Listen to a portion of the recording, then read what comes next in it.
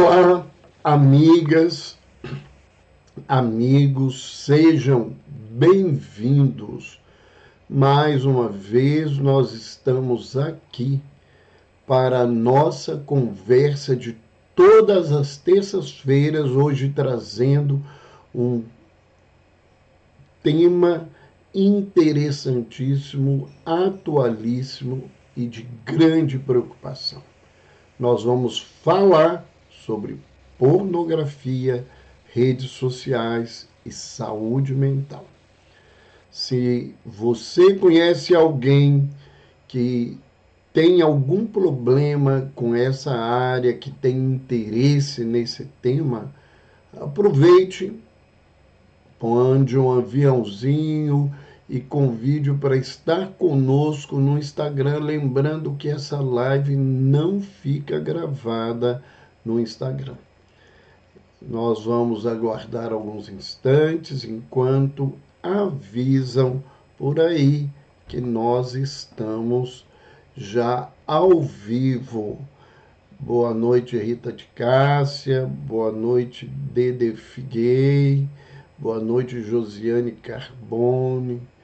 Boa noite, Maria Bernadette Carvalho Berna. Boa noite, Yuri Moreira. Boa noite, Margarete Altman Cesarino. Sejam bem-vindos, vocês todos, alguns aí de outros estados conosco. Nós vamos falar sobre pornografia na internet.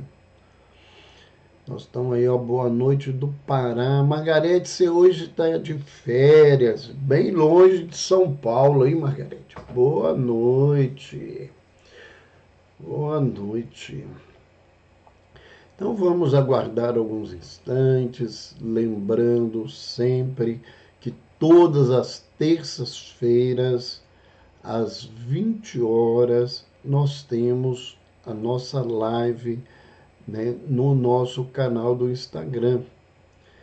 E desde já avisando que nós, em setembro, né, trabalhando aí a questão do Setembro Amarelo, né, na luta aí contra o suicídio, nós vamos estar recebendo alguns convidados especiais para falar sobre esse tema que é muito importante. Boa noite aí, Soares Nilton Souza, boa noite.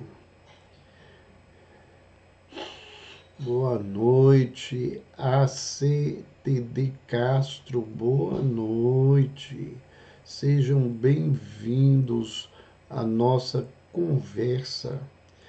Então, nós lembramos mais uma vez, se você tem alguém que você conhece, que tem algum problema com esse tema, se você tem alguém que se interessa por esse tema, pelo trabalho, pela atividade que realiza, pela curiosidade que tem, nós hoje estamos falando aí sobre pornografia, redes sociais e saúde mental. Boa noite, Gilda Dorno. Prazer recebê-la no nosso canal, minha querida. Boa noite, Regina Célia Castro Alves. Seja bem-vinda, nossa grande amiga de Governador Valadares, onde nós tivemos há poucos dias recebido com tanto carinho. Então vamos começar a nossa conversa. Queria lembrar, né, que esse tema ele envolve uma grande preocupação da nossa parte, né? Porque cada vez mais nós enfrentamos um enfrentamento, né, dentro do consultório, casos envolvendo a questão da pornografia, envolvendo a questão do vício na internet e as grandes consequências que isso traz para a vida das pessoas.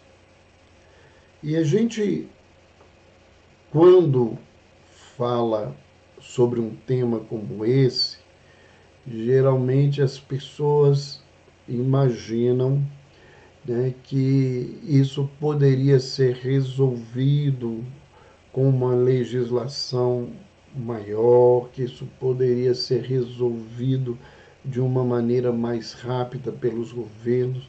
E durante esses anos todos, né, que a pornografia foi crescendo dentro da rede social, a gente vai ver, e nós vamos falar sobre isso, que isso não é tão simples assim. A pornografia, ela hoje, ela rende anualmente às produtoras de filmes pornôs mais do que os filmes que são lançados por Hollywood por todos os anos. E isso vai lá na escala dos bilhões de dólares. Para vocês terem ideia, o maior site de pornografia do mundo, que se chama Pornhub, ele é acessado diariamente por um número de pessoas que vai à casa dos milhões de pessoas, né? Só nesse provedor, né? Ele é acessado durante o dia por mais de 51 milhões de pessoas. É o mesmo tanto de liberação de sanduíches por toda a rede da McDonald's, toda a rede mundial da McDonald's. Mais de 51 milhões de acessos a um dos provedores. O acesso a esses provedores chegam anualmente à casa de mais de bilhões de pessoas ao ano. E o número de filmes que são produzidos por esses provedores todos para ser assistido por uma só pessoa. Todos esses filmes, se tem uma estatística que talvez essa pessoa gastaria mais de 80% da sua vida só assistindo esses filmes. Então, a pornografia, ela tem um espaço muito grande, e a gente vai ver, quando se estuda sobre isso, que ela tem um outro nível, inclusive, de importância. Por quê?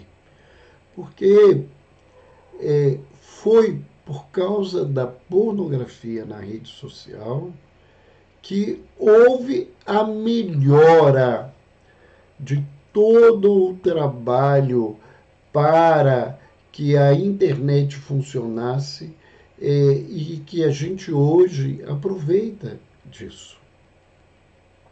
Para quem não tem ideia,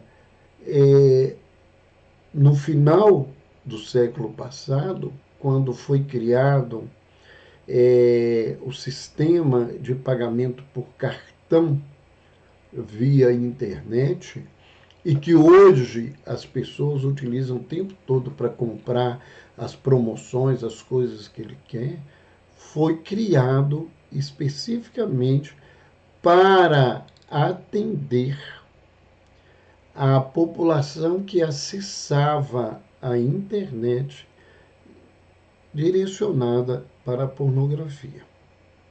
Então, esse sistema foi criado nesse contexto. Então, nós vemos que nós não vamos falar de algo tão simples e que seja tão fácil de ser resolvido, mas nós vamos falar de coisas que são importantes a gente pensar. E a gente gostaria de começar lembrando que a pornografia, ela toma uma função na fantasia humana, ela toma uma função na vida das criaturas por causa, né, de um problema real, que é a dificuldade com a qual nós convivemos de pais e educadores para trabalharem a questão de uma sexualidade na vida das criaturas. Então, nós temos que lembrar, né, que a pornografia, ela chega ocupando uma fantasia humana. E eu já ouvi muitas pessoas falarem, mas a pornografia é uma coisa de interesse masculino. Sim, a maior parte das pessoas que acessam pornografia na internet são homens.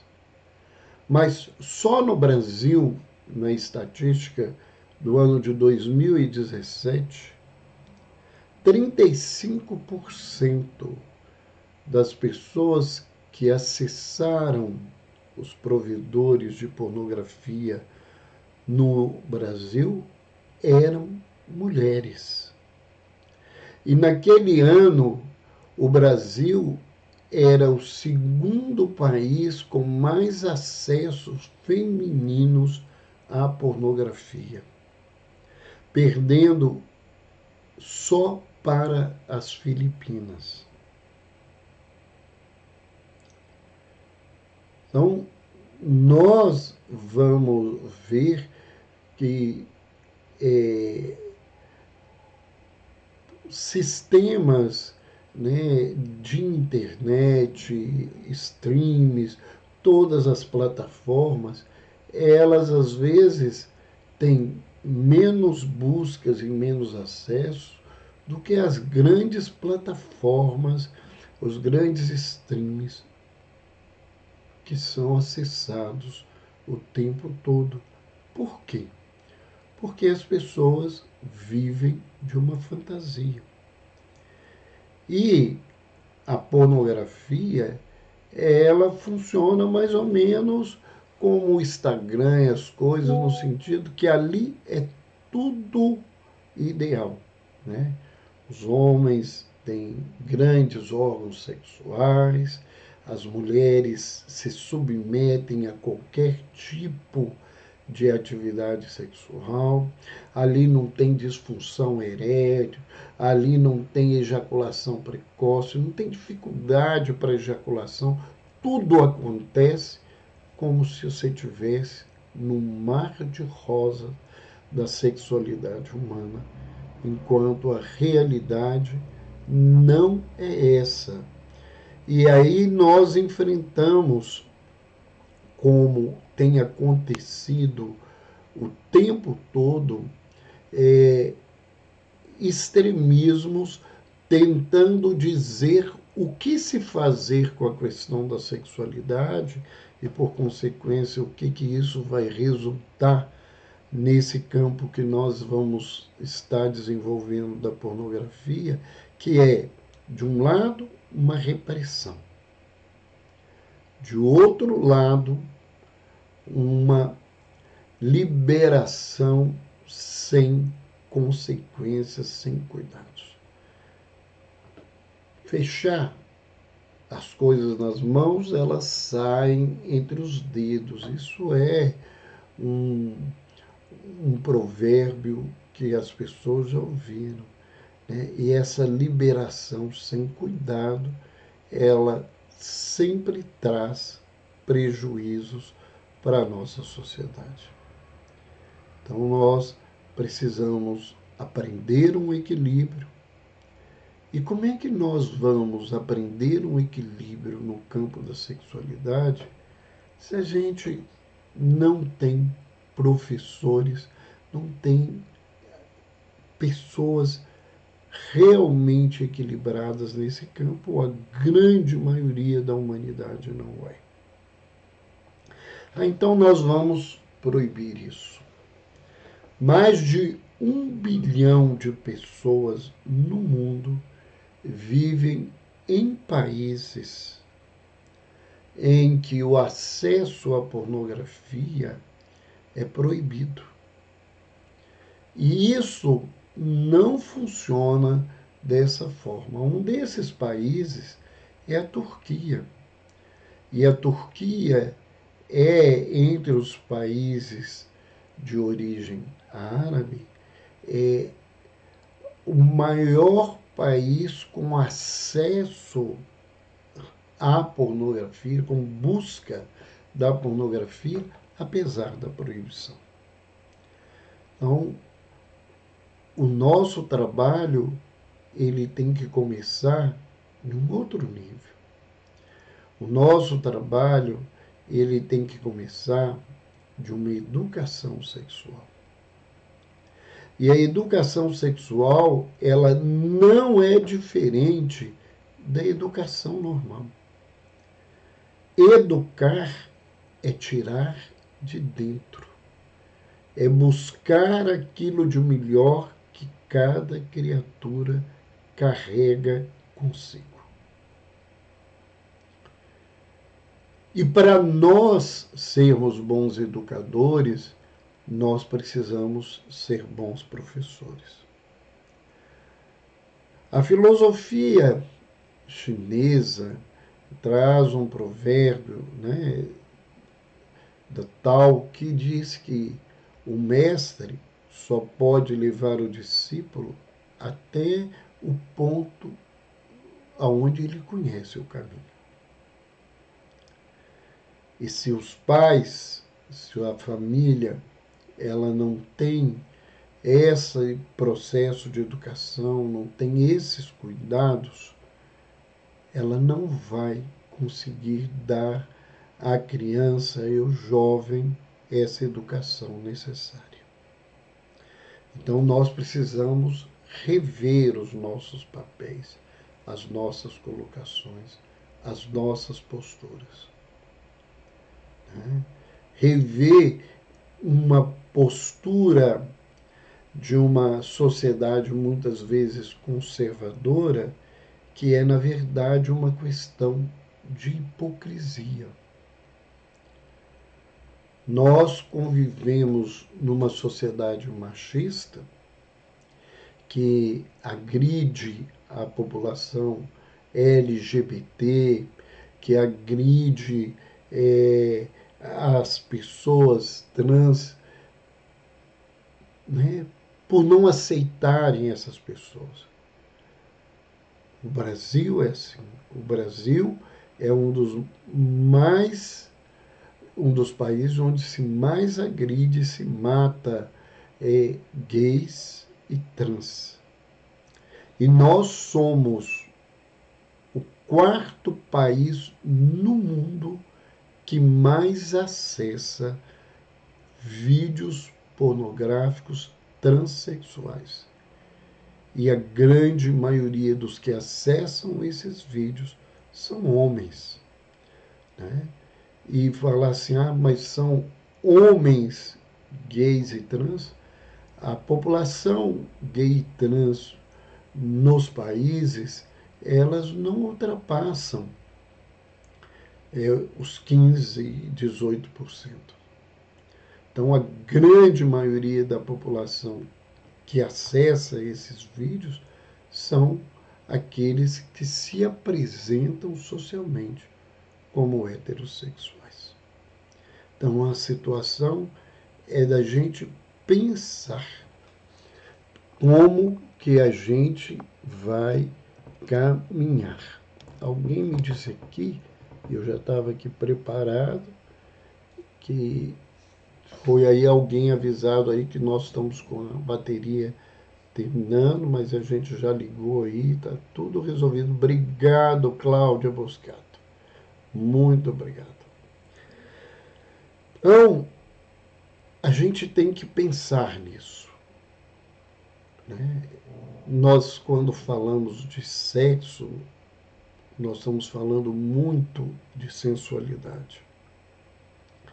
E a sensualidade, ela não se resume à sua função reprodutiva, embora muitas religiões insistam com esse lugar. Insistem, mas a vida sexual dos seguidores das religiões, elas não se resumem à vida reprodutiva. É até importante a gente refletir, né, que a mulher é o único ser animal, a gente não gosta muito desse lugar, mas é verdade, que não tem cio. Então não há um tempo de contato sexual. Há uma possibilidade de uma vida sexual constante. E o que a gente precisa refletir disso? Que a questão da nossa sexualidade, ela não se resume à questão da reprodução. Ela tem dois papéis muito importantes.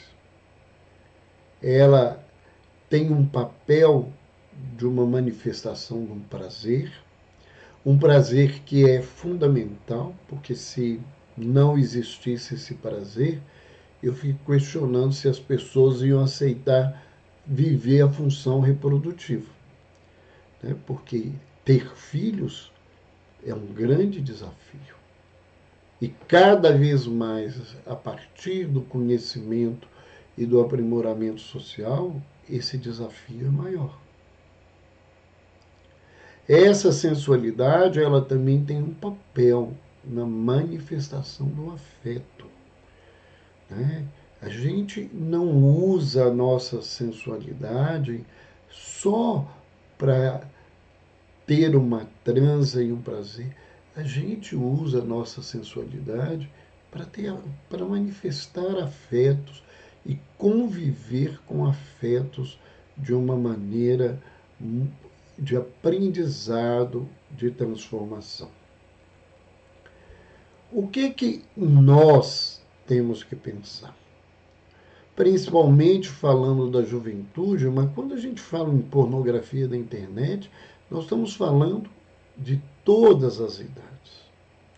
E eu estou falando de todas as idades, sim. Porque uma criança hoje, com 7, 8 anos, que se habilita de uma maneira bastante diferenciada em mexer no computador, no celular, ela consegue hoje ter acesso à pornografia, mesmo com filtros. Mesmo com filtros. E a pornografia, ela é acessada por todas as idades. Então, nós convivemos com esse desafio em todos os caminhos. Todos os caminhos. E a gente tem que lembrar que a nossa sexualidade, a nossa vida sexual, ela pode, para qualquer pessoa, em qualquer momento, se transformar num vício. E o que caracteriza um vício? Para quem nos acompanha, quem já nos viu falar sobre dependências, né? A gente tem duas características muito importantes no vício. Uma é a dependência.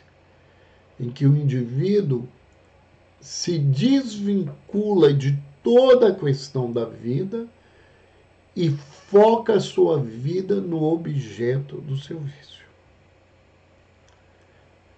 Tem pessoas que passam 4, 5 horas assistindo pornografia por dia, no mínimo. Isso é muito. Tem pessoas que varam a madrugada, não dormem direito, vão para o serviço cansado, porque passaram a noite inteira presas a essa dependência.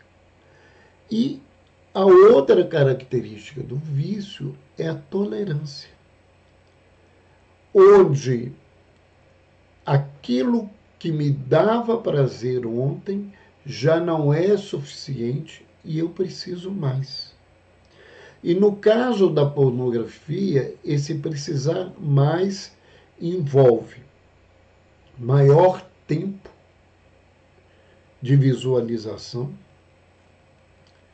envolve variadas formas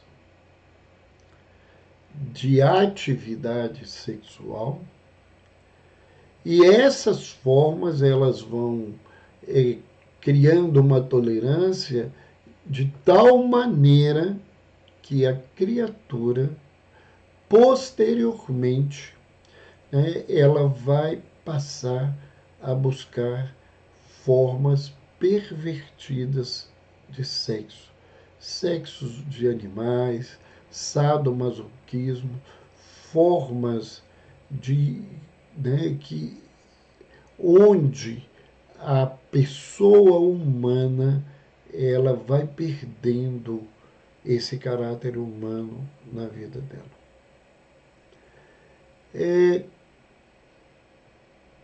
Dentro da abordagem que nós fazemos de sexualidade, as manifestações doentias da sexualidade, elas são a promiscuidade, quando as pessoas passam a viver o sexo sem nenhum cuidado, sem nenhuma forma de se proteger, de vivê-lo de forma sadia. A prostituição, que é quando eu utilizo o sexo para ter um ganho que é diferente da questão do ganho do prazer. A gente fala da prostituição instituída, onde mulheres e homens se prostituem por causa dos ganhos materiais, mas existem relacionamentos que são inclusive legalizados em que as relações são prostituídas, em que mulheres se fazem viver determinadas coisas na sexualidade para terem ganhos não prazerosos na relação com os homens ou vice-versa. Isso é prostituir o sexo. Então, a gente, pensando dessa maneira, existe muito mais prostituição do que a gente, às vezes, vê dessa maneira. A questão do adultério, quando um casal que se propôs a um tipo de relacionamento e esse contrato é quebrado por uma das partes sem a anuência da outra parte. E nós temos ainda a perversão, em que as pessoas passam a viver tipos de sexo que eles são fora do padrão que a sociedade, ou fora até da condição de saúde pública de se viver. E aí nós passamos pela pedofilia, pelo fetichismo, nós passamos pelo sadomasoquismo, nós passamos pelos fetiches com animais, né, a zoofilia, todo esse contexto, a necrofilia, que é pessoas que têm relacionamentos com corpos que já não carregam vida. Então, a situação é bastante complexa. Nós estamos vendo aí o pessoal chegando, a Célia que está sempre conosco, obrigado pelo cumprimento, né? Hoje é dia do psiquiatra, cumprimentando também a todos os psiquiatras do Brasil por esse trabalho, né? E nós, então, vamos pensar o que caracteriza a pornografia. O que nós podemos chamar de pornográfico? Né? A pornografia, né, ela a palavra porno vem de vender, que tem uma relação com prostituição, né? E tem ainda o permine, que também fala dessa permissão de uma atitude que se deve pensar. Então, a pornografia, ela é grosseira. Ela é grosseira. Desculpem, eu esqueço, de vez em quando aparece uma coisa aí, porque eu movimento as mãos, eu sou um bom latino, não sei falar sem falar com as mãos. Então, não estou dando parabéns para a grosseria da sexualidade. Estou trazendo que ela é algo grosseiro. Ela é alguma coisa vulgar. Né? Ela não tem uma estrutura de um requinte ético, de uma postura coisa, porque foge desse negócio. Ela é diferente da questão do erotismo, porque ela se prima pelo sexo explícito. Né? Enquanto no erotismo, às vezes, o sexo é implícito. E quando a gente traz esse detalhe, eu gostaria de fazer uma reflexão. Tem crescido no mundo, principalmente por jovens, e as mulheres mais do que os rapazes, mas os jovens, uma predileção pelas séries coreanas. E as séries coreanas, elas trazem um contexto, quando se fala de sensualidade, ele é algo muito delicado. Né?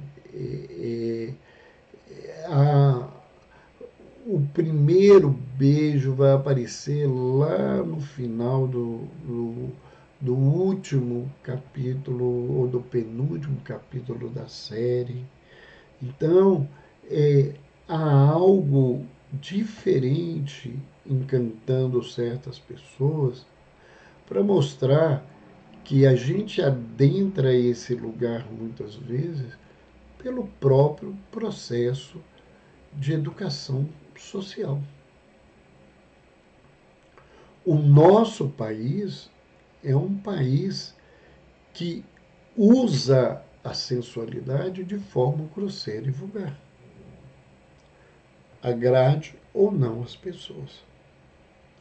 E apesar de se expor muito corpo e se falar dessa preocupação do corpo, nós lidamos com o nu de uma maneira bastante desconfortável. Tanto que a gente olha isso e vive isso socialmente achando que está no lugar, mas se você vai, por exemplo, para a Europa, para países, principalmente os países do norte da Europa, né, que são países latinos, eles não se veste e se expõe com esse grau de sensualidade.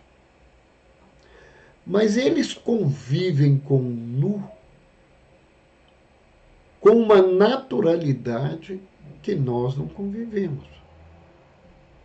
E muitos brasileiros, por exemplo, não conseguem frequentar uma sauna, por exemplo, na Alemanha, que geralmente ela é mista, tem presença de desde avô até netinho dentro da sauna e todo mundo está nu, homens e mulheres convivendo com isso de uma maneira muito tranquila. Nós, né, vamos ver que a coisa na pornografia é só o sexual. O relacionamento sexual, muito poucas vezes com algo erótico ou afetivo. A grande maioria deles não é isso. A função é o comércio e a exploração do sexual, né? Então isso é que é a pornografia.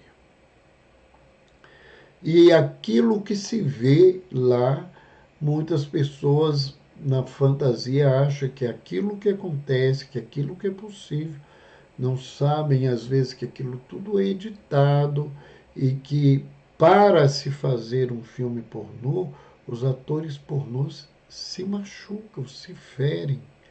Para se fazer um filme de 40, 50 minutos, as gravações às vezes ocupam 15, 17, às vezes 20 horas de gravação, e isso fere as mulheres, os homens, e as pessoas então têm visto isso de uma maneira errada, acreditando numa coisa que não é verdade. O vício da pornografia, ele antecede a rede social. Então, não é a rede social que trouxe a pornografia, né? Mas a pornografia anteriormente, ela se resumia às figuras, depois às fotos, depois, né, aos videocassetes, né, aos CDs, e isso foi caminhando. E a pornografia na internet é um problema que não é de fácil solução, porque ela envolve dificuldades de caráter político e operacional. Controlar, né, nós hoje estamos buscando fazer um trabalho no Brasil para controlar, por exemplo, a pornografia infantil que se é distribuída, isso é muito difícil. E esse problema ele esbarra com uma dificuldade concreta. O caráter mundial da internet relativiza e enfraquece o poder coercitivo das legislações nacionais. Um exemplo claro é o tráfico de drogas. E as pessoas sabem aqui, né, que se vende drogas pela internet. Que pessoas compram e recebem dentro de casa essas drogas. Então, a Célia está me mostrando aqui que ela atendeu um jovem que ele se viciou durante a pandemia, ela encaminhou para o psiquiatra, né?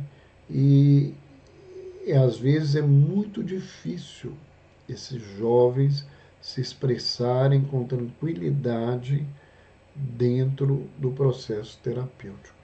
Mas vamos caminhando aqui com as dificuldades da pornografia na internet. Uma coisa é que os programas de filtro, né, isso que é colocado para que as crianças não tenham acesso, esses programas, né, eles são de eficácia duvidosa. Né? Quando a gente fala, por exemplo, de pornografia infantil, a gente está falando de clandestinidade, porque a maioria dessas páginas elas vivem à sombra, ou totalidade delas vive à sombra da clandestinidade. Então, isso é muito complicado.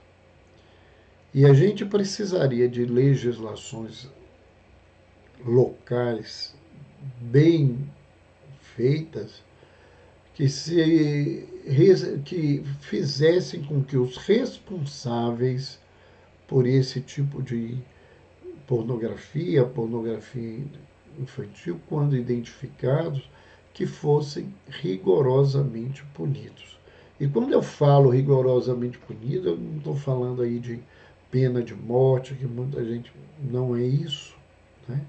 Existem formas rigorosas de punição que a gente precisa conhecer. E o que a gente enfrenta dentro desse contexto? Né? É que as associações de provedores de internet, elas não conseguem fazer um código de ética adequado, código esse que pudesse trabalhar para realmente tirar, no caso da pornografia infantil, ela de toda a circulação que acontece. Então, nós não estamos diante de uma coisa muito simples. Né? Os problemas que são levantados muitas vezes assim, a internet é uma coisa ruim. Né? Principalmente os fanáticos religiosos, os conservadores fanáticos, vêm e levantam que a internet é uma coisa do mal. Isso não é uma verdade. Os benefícios que a internet trouxe para a sociedade são infinitamente maiores do que os problemas que a gente enfrenta nas redes sociais. Então, a coisa não pode ser colocada dessa forma. Né? O que a gente vê que é um grande problema?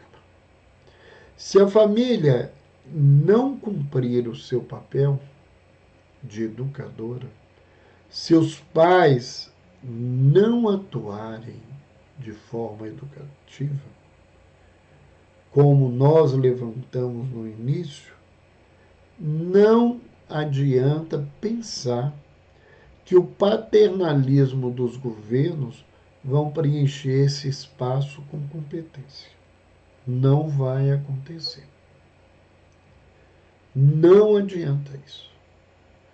Achar que os governos vão trabalhar, vão fazer uma legislação, como não fazem por um monte de coisas que precisavam ser proibidas no país e que não são proibidas. Onde, por exemplo, um grave problema que é o tráfico de drogas no Brasil, ele não consegue ser resolvido pelo governo, até porque, infelizmente, mesmo que a gente não tenha né, nomes, e não seria o nosso interesse aqui, mas nós sabemos que pessoas dentro do governo, que pessoas dentro do executivo, do legislativo, do judiciário, da área né, de segurança, estão envolvidos com o tráfico.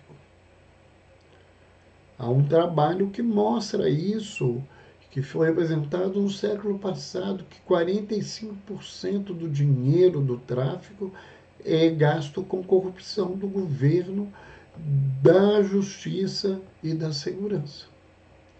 Não seria diferente na internet que tem a pornografia, porque esse dinheiro é muito grande.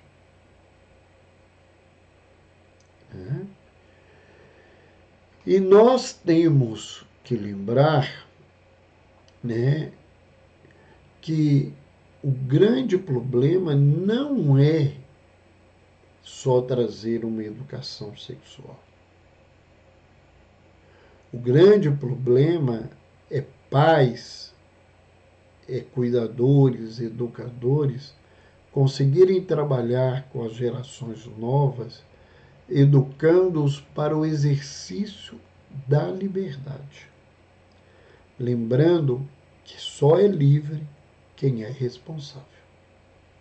Esse é o nosso grande desafio quando nós falamos de todo esse contexto. Porque o que nos falta é capacidade de educar as gerações novas para viverem uma liberdade que seja embasada numa responsabilidade.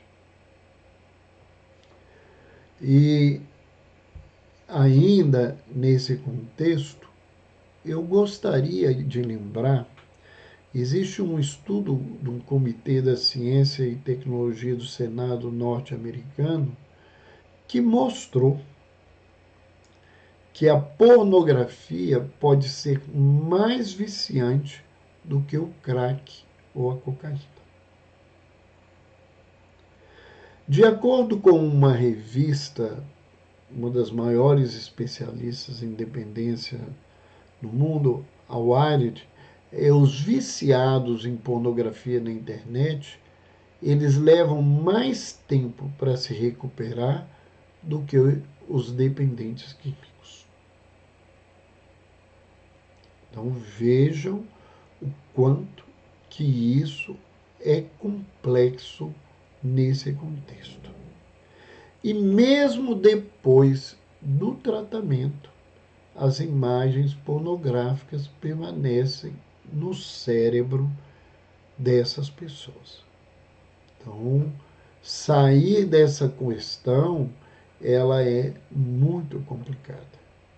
A pornografia é entregue 24 horas por dia, 7 dias por semana, dentro da sua própria casa.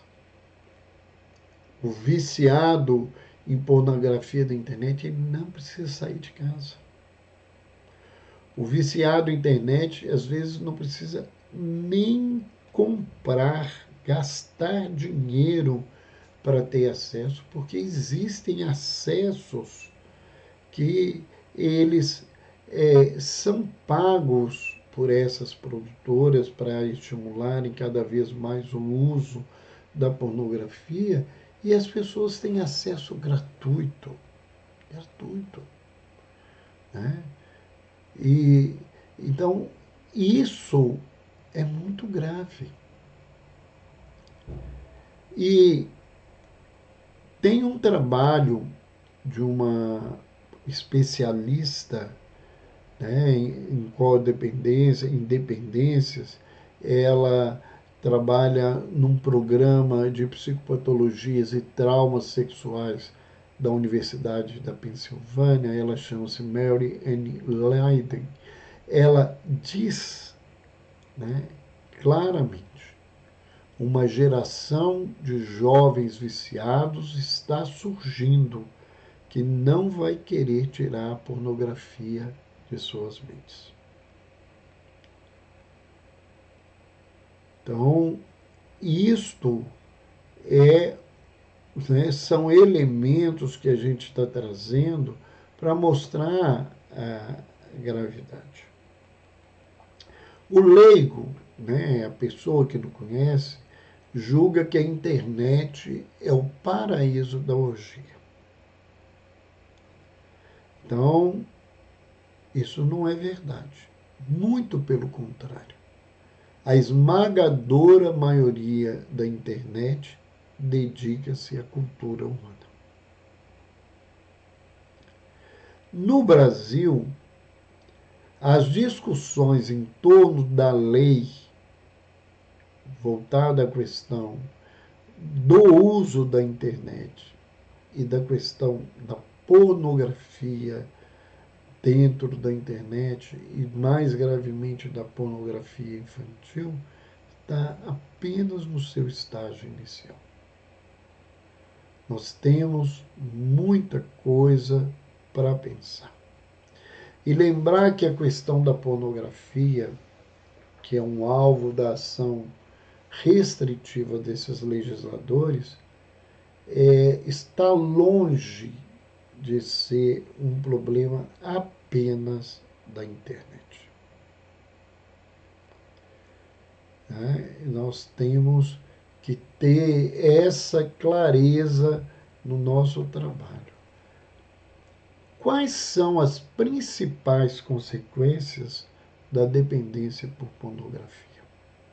Primeiro, dificuldade ou impossibilidade de criar e manter relações sociais ou sentimentais. Essas pessoas passam a se relacionar e até relacionar sexualmente virtualmente. O vício na pornografia, ele traz sentimentos de depressão, de vergonha e de isolamento. Então, a pessoa passa a apresentar quadros de depressão, vergonha, isolamento, sentimento imenso de culpa, principalmente porque isso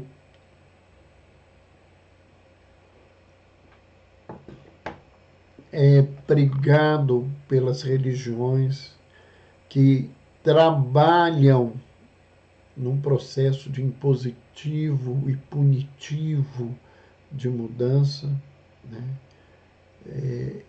Eu, como profissional, eu, como quem trabalha, eu aprendi que querer restringir a força e punir essas pessoas, isso não trata, isso não ajuda, isso não melhora. Às vezes isso só agrava, porque agrava a vergonha, agrava a culpa, agrava o isolamento, leva o indivíduo a um processo de depressão grande e às vezes a busca do autoextermínio. E essas pessoas, né, que são dependentes da pornografia, elas passam a ter dificuldade de relacionar com as suas famílias e muitos deles com os seus parceiros. Até porque não tem parceiro nem parceira que consegue fazer, né, aquele empenho e desempenho que eles colocam nos vídeos, porque aquilo é só uma coisa de montagem, aquilo não é uma realidade no dia a dia. Outra coisa, e muito séria, e isso acontece, né, com todas as idades, a pessoa perde o interesse pelo trabalho, pela escola, pela vida social, né, e por outras coisas que deveriam ter importância, e cada vez mais ele fica preso à tela, cada vez mais ele fica preso aos sites, cada vez mais ele busca prazer e não consegue o prazer, porque o prazer está na fantasia. Né? E aquele prazer que ontem era um prazer com um tipo de vídeo, amanhã já não é mais. Tem que se ver muito mais vídeos ou tem que ver outras coisas diferentes. A pessoa perde o desempenho no trabalho, nos estudos, Muitas vezes essas pessoas se associam outras dependências, álcool, drogas, cigarro, né? E elas passam a apresentar disfunções sexuais, principalmente ejaculação precoce e disfunção erétil. Então, isso é uma consequência muito presente dentro desses problemas. Eles desenvolvem sintomas agudos de abstinência. Então, eles têm abstinência como qualquer outro tipo de dependente. A Célia está lembrando aí que o paciente dela está com fobia social. Provavelmente, ele não está dando conta de conviver com o mundo, ele está preso a essa questão da pornografia e o mundo de cá não tem isso, então ele não dá conta também de se relacionar. Eles tendem a envolver-se em relacionamentos doentios. Por quê? Porque vivem de fantasia e eles não se relacionam com pessoas, eles se relacionam com as suas fantasias.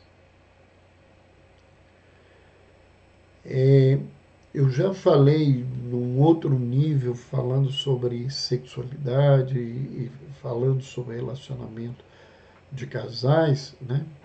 Lembro uma fala de Santo Agostinho numa dos seus livros, De Civitate, em que ele fala, falando de Deus, e que ele faz uma pergunta. Quando você diz que ama Deus, a quem você ama?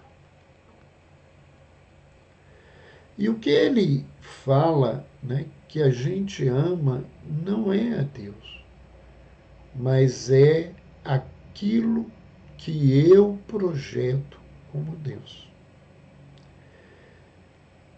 Baseado nessa fala, Rubem Alves, num texto sobre sexualidade, ele fala sobre isso. Que a gente, né, não se apaixona, né, e muitas vezes usa o termo amar na paixão, pela pessoa. A gente se apaixona pela fantasia que nós carregamos da pessoa. E às vezes esses relacionamentos doentios surgem por isso. Porque eu me apaixono por alguém porque ela tem o corpo daquela atriz pornô que eu assisto, ou ela tem os cabelos iguais, ou ela tem o, o jeito, né, de se comportar, de andar daquele ator pornô.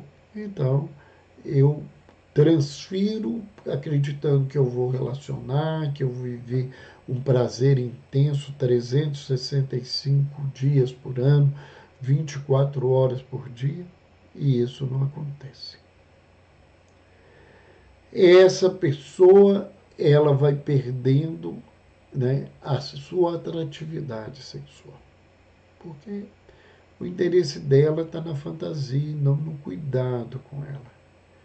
E ela em si vai perdendo o interesse em relações sexuais reais, porque ela começa a buscar essas relações esperando que aconteça e viva as fantasias, e isso não vai acontecer, isso não vai estar presente nessa caminhada, né?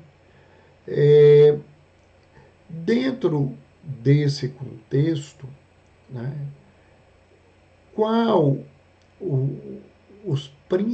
ou quais os principais tratamentos que a gente tem a oferecer? Primeiramente, essa pessoa tem que querer se tratar. Não tem jeito de tratar dependência sem a participação ativa, com a vontade presente do paciente. O principal remédio é a vontade, em todo tipo de dependência, seja dependência química, sexual, dependência de pornografia, dependência de alimentação, dependência de relacionamentos, qualquer coisa que a gente vive. A pessoa tem que querer, tem que aceitar esse tratamento. Ela, então, tem que procurar um psiquiatra. Por que um psiquiatra? Porque nós vimos há pouco que existem comorbidades importantes, principalmente a depressão. A fobia social, como a Célia nos lembrou, que nós temos quadros de ansiedade, quadros de disfunções sexuais que começam a surgir, a criação, né, de parafilias, que são esses comportamentos sexuais bizarros, fora do contexto. Então, muitas vezes a gente tem que fazer esses diagnósticos para diferenciar. E às vezes precisa utilizar remédio em pessoas que estão muito ansiosas, pessoas que já não dormem mais de uma maneira adequada porque passam a noite vendo sites de pornô, passam a noite pagando, né, personagens do outro lado, que às vezes nem são as pessoas que ele está pensando, né?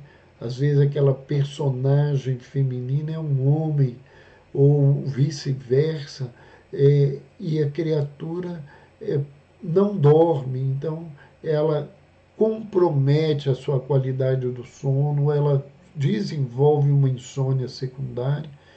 Muitas vezes você precisa usar esse medicamento, mas você vai encaminhar essa pessoa para que ela possa se submeter a uma psicoterapia. Isso é fundamental. E dentro das técnicas que são utilizadas em psicoterapia, a mais estudada, e possivelmente por isso, a mais indicada, é a terapia comportamental cognitiva, em que você vai aprender a identificar os seus sintomas, os seus gatilhos, vai criar atitudes, construir ferramentas para evitar entrar nesses contextos e lidar com isso de uma outra maneira. É importante os grupos de autoajuda quando a pessoa aceita, porque conviver com pessoas que passaram pela mesma experiência, que estão vivendo a mesma experiência, e isso tira um pouco dessa carga pesada, como eu sou o único que estou nesse lugar. Né? Então, esses grupos de autoajuda são importantes. E como a gente fala sobre as dependências, e a dependência, né, o vício da pornografia na internet é uma dependência, a espiritualidade é um instrumento importante, tanto para prevenir quanto para auxiliar a pessoa a sair desse contexto. Mas nós não podemos esquecer que esse trabalho de espiritualidade, ele tem que ter bases sólidas. Ele não pode ser uma fé cega que não oferece recursos reais para essa criatura. Então nós temos que pensar nisso muito, muito, muito, muito mesmo. E o que eu tento trabalhar, porque a gente tenta trabalhar com os pacientes, porque muitas vezes eles nem ficam no tratamento. A maioria dos dependentes, às vezes, abandonam essa atividade e, né, saem desse lugar.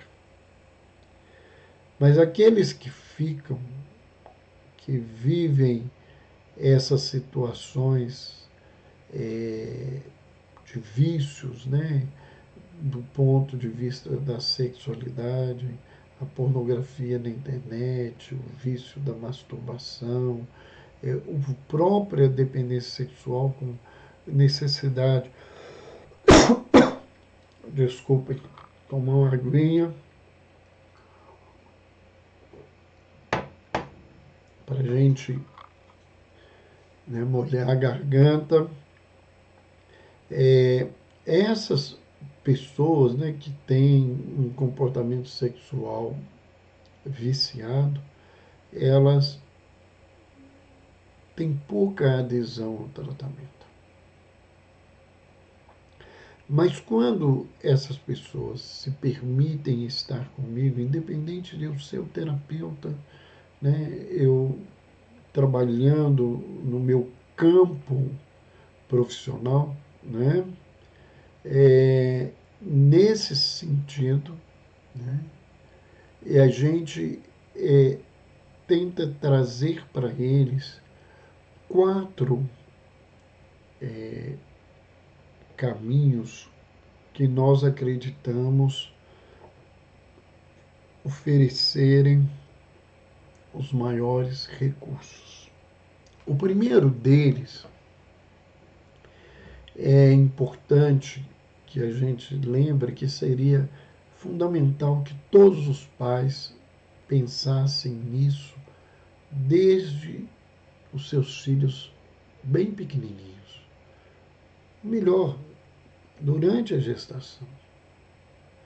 Que entendessem que proibir não resolve nada. O que nós precisamos é educar. Não adianta proibir as pessoas.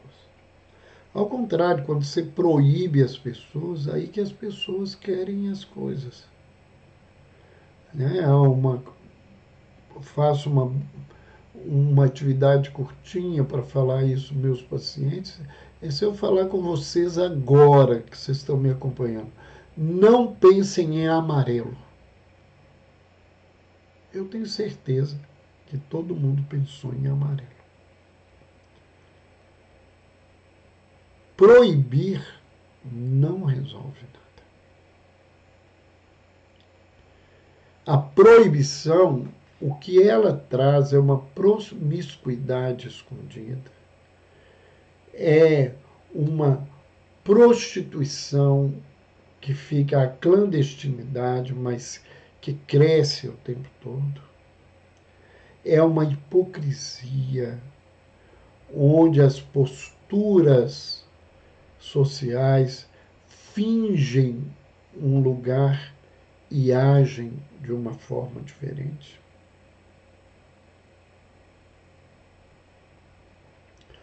Uma outra coisa importante dentro daquilo que eu acredito e trabalho é a não abstinência imposta, mas o emprego da sexualidade com dignidade, respeitando a si mesmo e respeitando o outro.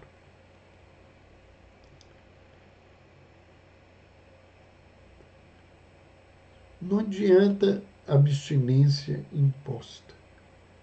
Ela vai ser quebrada no momento. A gente precisa usar as coisas com dignidade. E aquilo que faz mal e que não tem sentido na vida, não usar. Né? Mas a sexualidade, ela não pode ter esse lugar da abstinência imposta que se tenta dizer, porque isso só complica a vida das criaturas. Trabalhar conosco mesmo e com os outros para entender que em qualquer campo da vida e no campo da sexualidade não é diferente, não há espaço para indisciplina. A gente tem que aprender a ter controle dos nossos impulsos, sejam quais forem. E que nós não podemos acreditar que é saudável a vivência de um impulso livre, né, que resvala e se aprofunda numa liberação que é uma libertinagem. Qualquer ação, qualquer processo de educação do uso da liberdade, ele começa com o aprendizado da responsabilidade. Eu tenho que ser responsável. Responsável por mim, responsável pelo que eu faço, pelo que eu falo, responsável pelo que eu estou agindo na vida do outro, principalmente se isso é consciente, principalmente se isso é intencional. E quem é responsável, e a palavra vai ter que responder por aquilo que faz. Isso é uma questão básica para que a gente possa trabalhar de uma maneira mais tranquila em todo esse contexto. Estamos lembrando, muita gente entrou aí, nós não podemos cumprimentar, Luiz Antônio Vieira, Garneta Orquídea, seja bem-vinda, Garni Orquídea, Thaís, Luciene, tanta gente que foi entrando aí. Nós estamos no nosso finalzinho, algumas pessoas que não nos conhecem. Meu nome é Roberto Lúcio, eu sou médico, psiquiatra e trabalho com saúde mental. Todas as terças-feiras nós estamos falando sobre algum tema voltado a esse campo. Mas essas lives não ficam gravadas na internet, no Instagram. Elas foram gravadas numa outra forma de edição e elas vão ser trabalhadas, editadas pela equipe que está junto conosco e vai ser colocada no nosso canal do YouTube. Então, no canal do YouTube nós temos diversas palestras, diversos temas, e às vezes temas que são parecidos, mas que nós sempre estamos trazendo elementos novos, coisas novas para serem refletidas e pensadas, porque a gente está sempre estudando, a gente está sempre refletindo mais e vivendo mais experiências profissionais, de relacionamento, e a gente traz isso para a nossa prática. O nosso trabalho aqui não é só aquilo que está no livro, é aquilo que nós aprendemos na prática, e a gente está aí há mais de 40 anos trabalhando com saúde mental e espiritualidade, e a gente tenta trazer essa experiência para que as pessoas possam aproveitar isso nas suas vidas. Então vai para o canal do YouTube, Dr. Roberto Lúcio, é o nosso canal. Mas se você for o canal, você não se esqueça de inscrever. Porque quando você se inscreve, a plataforma fica sabendo que tem pessoas interessadas nesse assunto e vai levar esse assunto para mais pessoas. Né? Se você assistiu e gostou, né, dê um like. Se você quer acompanhar o nosso trabalho, né, vai lá, marca o sininho nas notificações. Todas as semanas nós temos alguma coisa nova no nosso canal. Né? Essa semana nós estamos lá com um trabalho sobre como cuidar de pacientes ansiosos. Inclusive, nós temos outros trabalhos falando sobre pornografia, sobre internet, sobre várias coisas dentro do contexto da sexualidade, dos relacionamentos dos casais, da educação dos pais para os filhos no campo da sexualidade. Não deixem de nos assistir e se gostarem, convidem outras pessoas para estarem conosco. No mais, nós estamos já na nossa hora. Quem está nos assistindo ao vivo, boa noite para todos vocês. Um beijo no coração. Eu espero cada um de vocês na próxima terça-feira com mais um tema sobre saúde e espiritualidade.